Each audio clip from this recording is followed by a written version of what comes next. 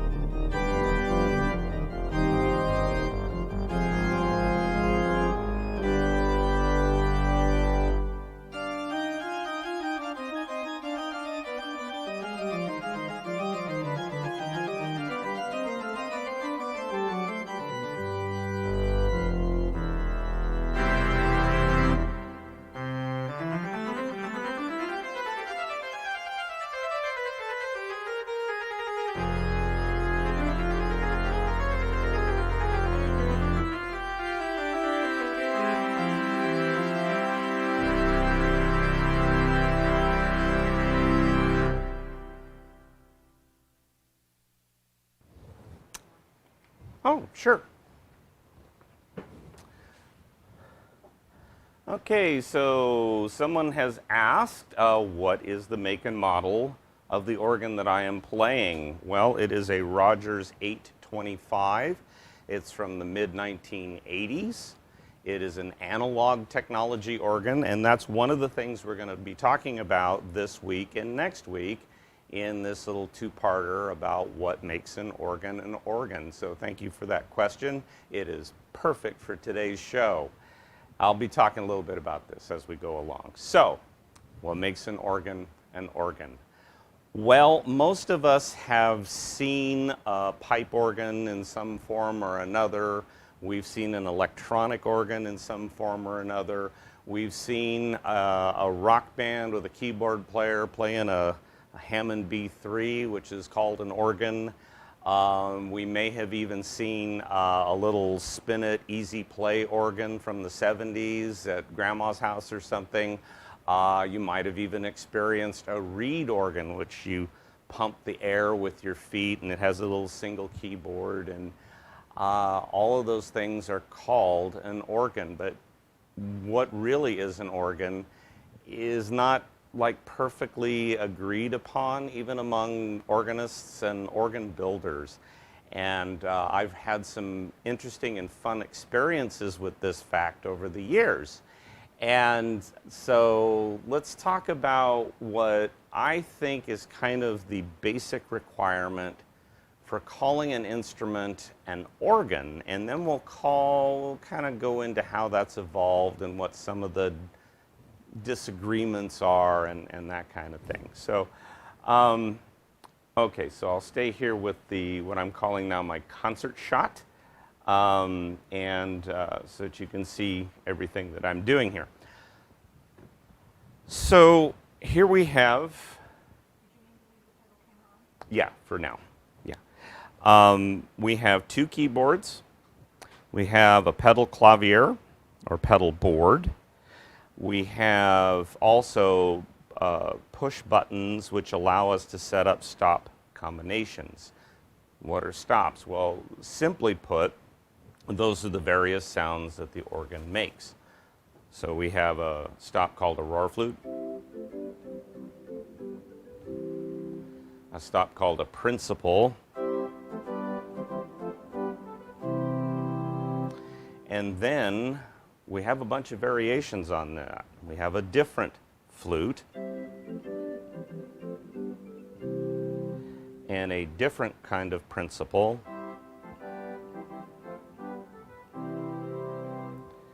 Then there are also reed stops, which I'll show you how they produce their tone a little differently. This is a trumpet because it sort of sounds like a trumpet.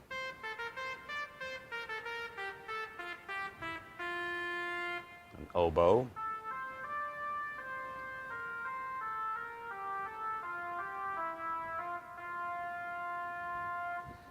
This is called a crumhorn. It's similar to, kind of has a clarinet tone.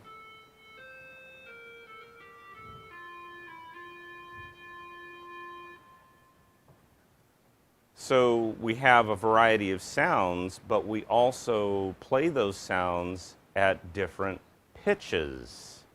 And that is because organ pipes, and in this case we're simulating organ pipes, are not, that doesn't have a lot of upper harmonics, a lot of color in the sound. So from the very beginning of organ design, it was decided, okay, I'm going to take a similar set of pipes, but I'm going to pitch them higher.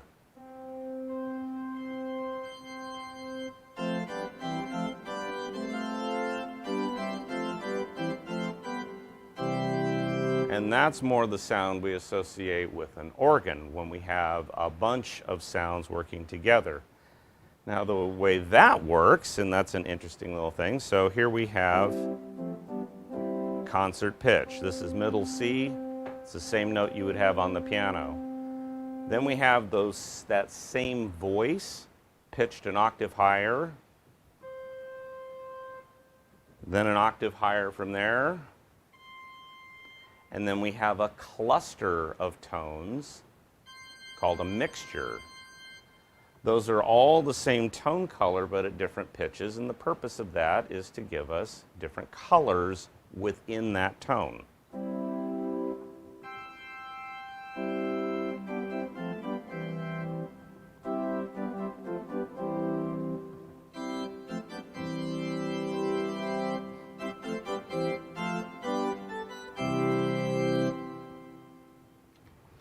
So that's kind of the basics of what I would consider a basic organ.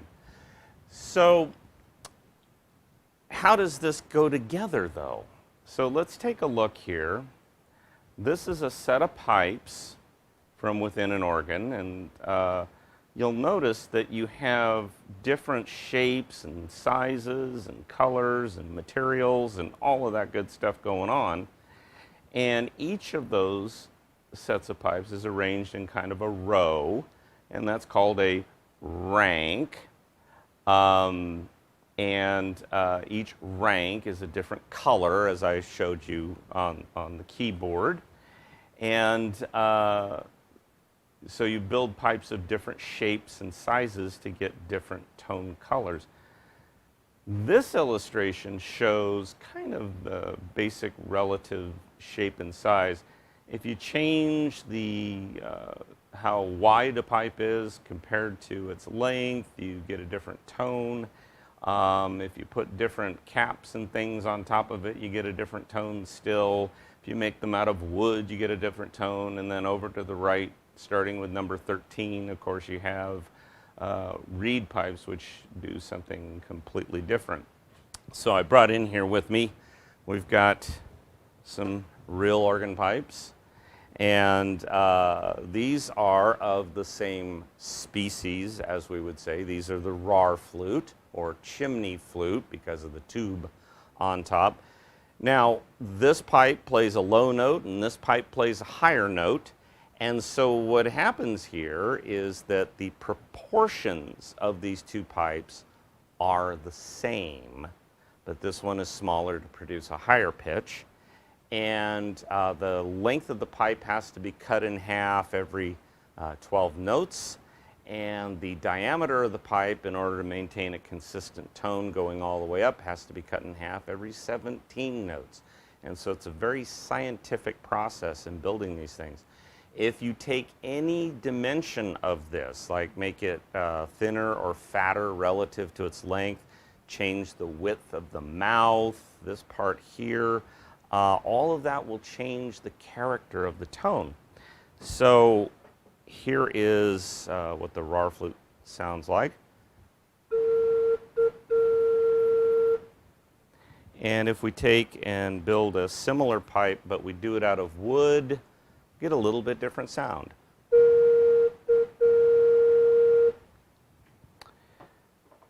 The basic pipe of an organ is called the principal. It's just a basic cylindrical pipe.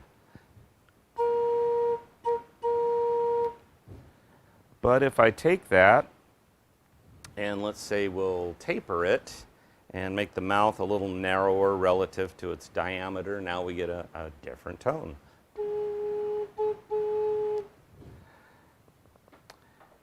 Reed pipes develop their tone in an entirely different way. You have on the bottom here, there's a reed and what's called a shallot, and this is similar to the mouthpiece of like a clarinet, where you have a reed beating against a cylindrical piece with a slot in it called a shallot. This wire is for tuning the pipe.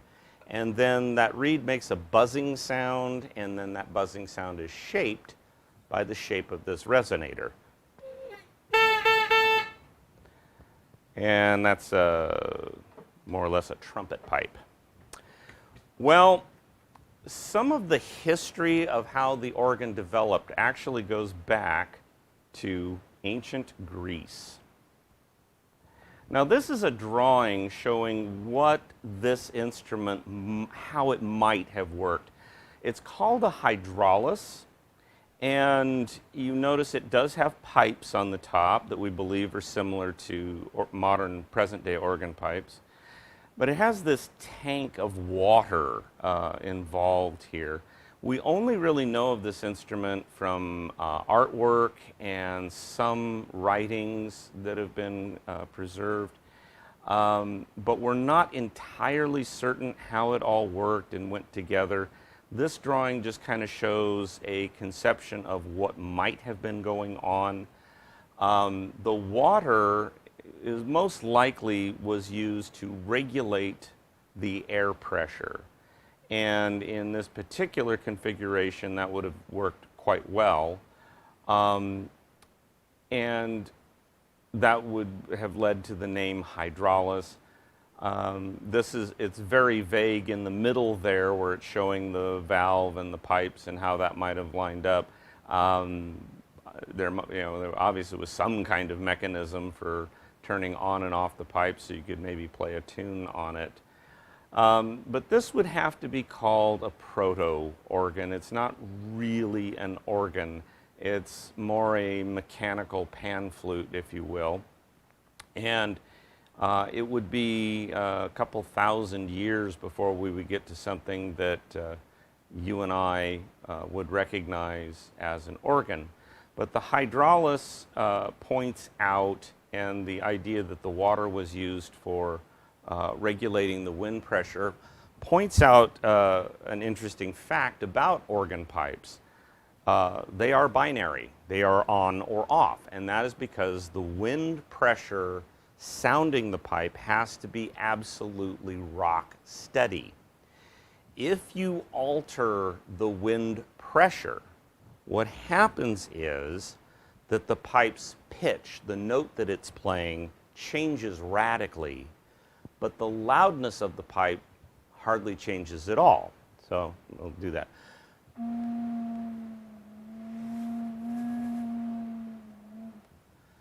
So regulating the air is really critical to the pipe sounding correctly and on the pitch that it is tuned to.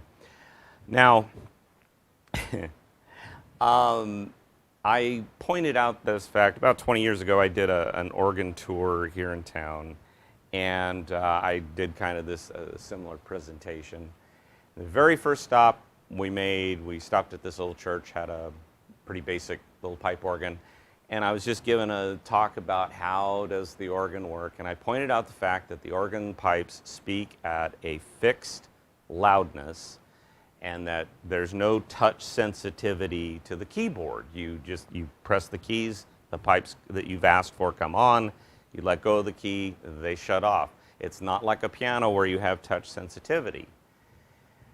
And there was a gentleman in the crowd who challenged me very fervently on that fact. And I said, well, I'm sorry, but that's the way it worked.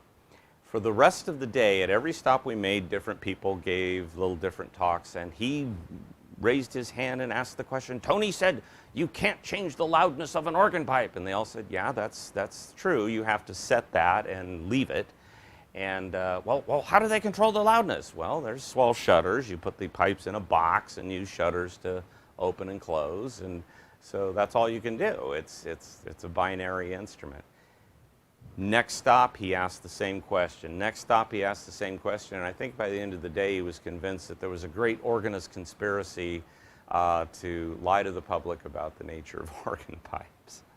But that aside, that is the fact of the matter. You cannot, by touch of the keyboard, control the loudness of an organ pipe. Interestingly enough, that has become a bit of a controversy.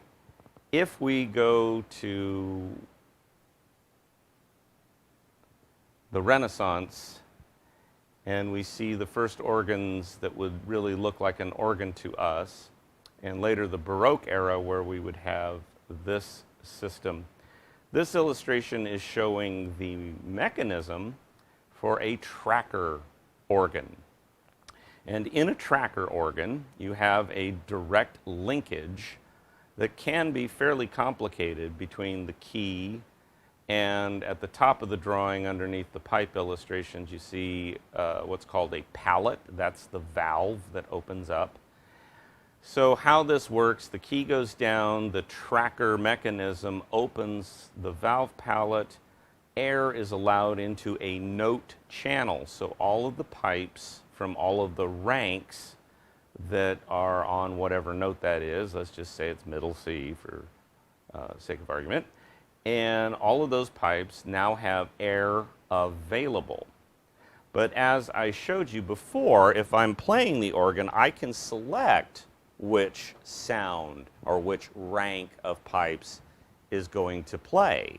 So on this type of instrument, you have, it doesn't show it very well, but there's a slider between the note channel and the toe board where the pipes sit. So what happens there is you have your top board and there's perforations where the pipes line up. Then you have your toe board above that where there's perforations that match those. But then in between those two boards is a slider. And the slider has perforations in it, and when you pull the stop out, the perforations all line up, and then that rank of pipes is allowed to speak.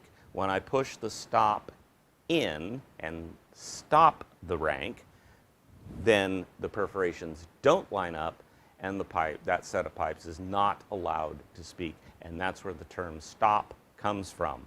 So obviously if we pull out all the stops, we get a big sound because we have all the ranks playing. So this mechanism, having a direct linkage between the key and the pipe valve, would lead some to believe that, oh, well, doesn't that give you some kind of touch sensitivity? Yes and no. So here's the thing. As I mentioned before, the pipe has to have an absolutely dead steady stream of air in order for it to speak correctly. So opening that valve a little bit or opening it slowly or quickly isn't really going to change the loudness of the pipe in any meaningful way. At most, you're going to cause, if you try to open the valve just a little bit, you're going to make the pitch sag and the pipes won't speak correctly. The thing you can do on a tracker organ, and I'm going to really stir up the pot with this one because this is an issue of great controversy right now. On a tracker organ with that direct linkage, you do have this little tiny incremental control, and I don't know how well this will come off through my lapel mic, but let's say I use my tongue to simulate a valve that's opening and closing rapidly. Listen to how the pipe starts. There's a little chiff at the beginning of the sound. Now, I'll do the same thing, but instead I'll use my diaphragm to ease the air in and out of the pipe. The chiff's a little different. Now, tracker organs are still being built to this day, and there are fans of the tracker organ who think that is really valuable, and they will argue to the death of the value of that. Now, all you tracker people out there, this is my opinion based on my experience. If I discover along the way otherwise, I will change my opinion. I am not absolutely set in stone, but what I can speak to is from my own experience with that effect. It's very minimal and requires the most extreme changes of touch. So extreme that I think they are very difficult to control. The other thing about that is it's not consistent either from one tracker organ to the next or from within the organ, because the mechanical linkage leading from this keyboard to its set of pipes and from this keyboard to its set of pipes is going to naturally be different. Let's look at an actual tracker mechanism. Now what you're looking at here is the back of the keys at the bottom, and then they go to a bunch of levers, and then a bunch of rods going up vertically, and then horizontally you'll see a bunch of other rods, and what those do is transfer the motion of the key over to where the pipe is actually located. Well, this mechanism is completely custom for every situation. So I have yet to play a tracker organ where that effect is really usable. Now, I'll agree that that could be my lack of experience with tracker organs, but I also haven't really heard it be all that effective by anybody else. I know I might get some bad comments about that, but again, just my opinion based on my own experience. The big disadvantage of that earlier system. Now, in the Baroque era, tracker organs were the first big organs that we would recognize as an organ. Lots and lots of pipes, big sound. But that mechanical mechanism meant that the keyboards had to be an integral part of the organ case. And this is where we get to the big disadvantage of a tracker organ. Every tracker organ I've played, the pipes for the top keyboard are right there. They are right behind the music rack. I'm being deafened by these. The sounds coming off of the lower keyboard and the pedal board, on the other hand, they're up high and usually cantilevered over my head. I don't hear those at all, really. If it's a really reverberant room, I might hear the reverberation rolling back at me, but I can't really hear the balance of the organ, and that is such a huge disadvantage that by the time we get to the 19th century, we see a new way of doing things. Many organ builders realized that, well, look, you've got pressurized air that some poor kid is having to pump in the back of the organ. Why not use that to do some of the work? So what are we looking at here? This is called Tubular Pneumatic, and on the lower right hand side of the drawing, there's a tube sticking out. That tube would extend all the way to the key that is to control that system. And this is a two-stage valve. The illustration next shows a small valve being actuated by the tube, and then it pulls on a bigger valve which actuates the bigger book pneumatic. Think of like a little fireplace bellows. And then that pulls down on the pallet. From there you have the same thing as you did with a tracker organ. You have sliders that stop or open the various sets of pipes. And this allowed for, I'll show you what it actually looks like. Here's a set of tubes coming out of the wind chest.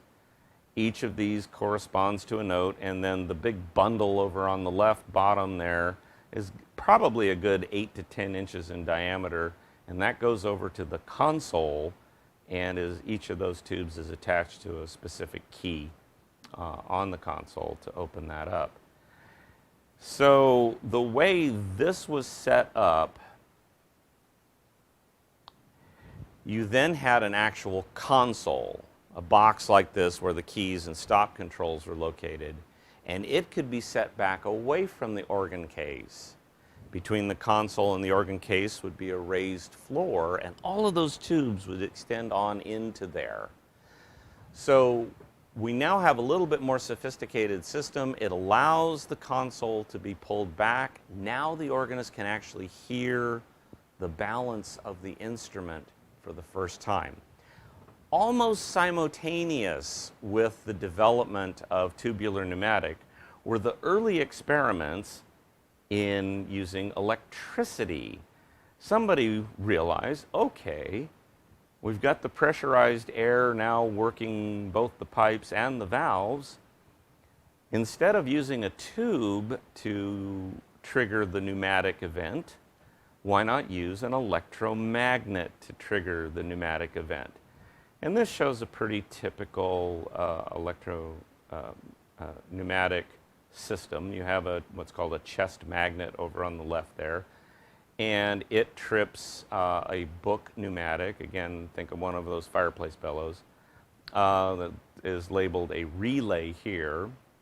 It moves the valve at the bottom of the drawing, and that valve actuates the power motor, which again is just a larger book pneumatic attached to the pallet, and that opens up into the note channel, and you have the sliders and everything else that you usually had. Now, in the early 19th century, electricity was not quite as understood as it is today, and some of those early experiments, they used high voltages, like 100 volts, on these magnets, and the magnets were not very well made, they were not very efficient, and at 100 volts they tended to catch on fire, and so several experimental organs burned down. So tubular pneumatic reigned supreme for most of the 19th century. But then we get to the end of the 19th century and enter a guy named Robert Hope Jones. And he realized that the key to all of this was to have a really efficient electromagnet. And the key to that was the core material that the magnet was made out of. And he developed an electromagnetic mechanism that actually worked. Now, Robert Hope Jones would go on to work for the Wurlitzer Company. And the Wurlitzer Company would build, of course, you've probably heard the term, the mighty Wurlitzer. These were organs especially designed for accompanying silent movies. They weren't even called organs, they were called unit orchestras, because they were not put together quite like this. They were put together to take advantage of the organ's imitative qualities, and in order to make that happen, he had to take full advantage of his new electric organ mechanism. The Wurlitzer Company would build a Robert Hope Jones design. If you're going to have an electro-pneumatic valve make the pipes speak, why not have an individual electromagnetic valve, electro-pneumatic valve system under each and every pipe? That way, you could have greater control over the organ pipes and build organs more efficiently. This illustration shows the typical Wurlitzer unit valve. There would be one of these setups under each and every pipe in the organ.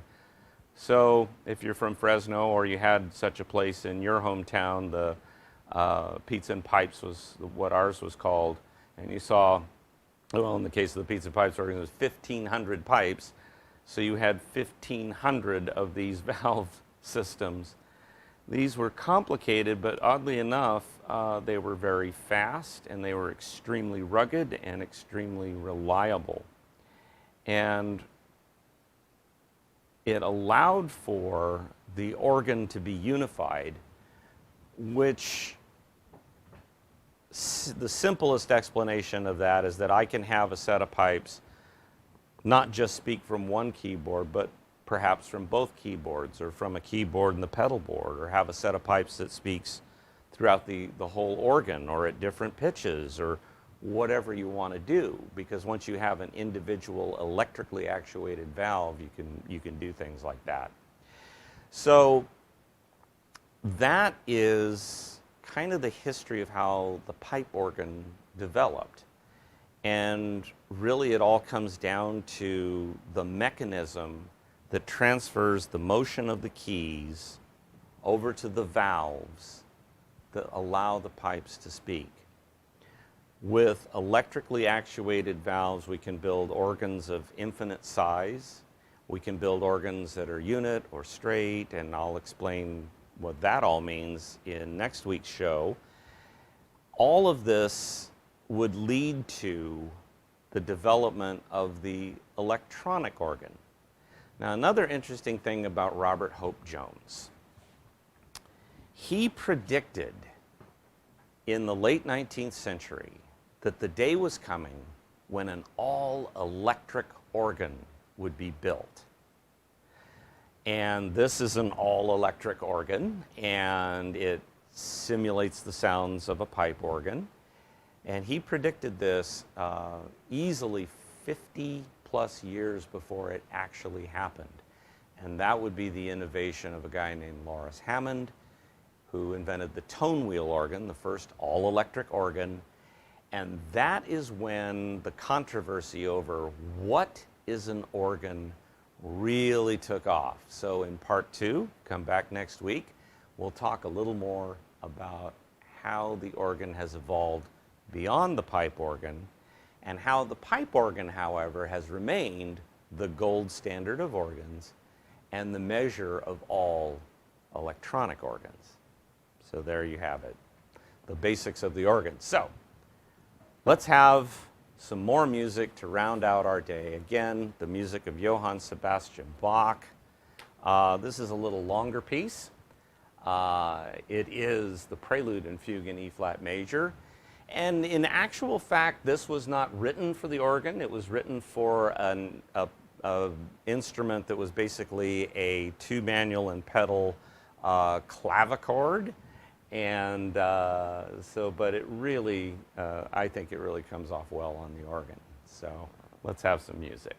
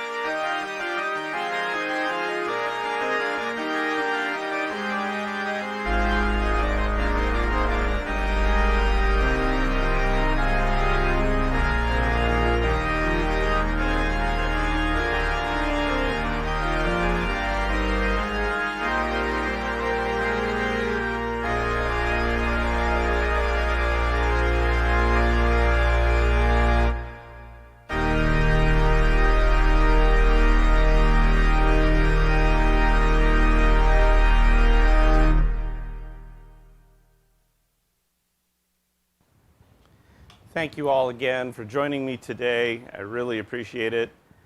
And once again, I'd like to invite you to take advantage of my links in the show description. Leave me a tip if you wish over on Venmo or PayPal. Become a subscriber on YouTube.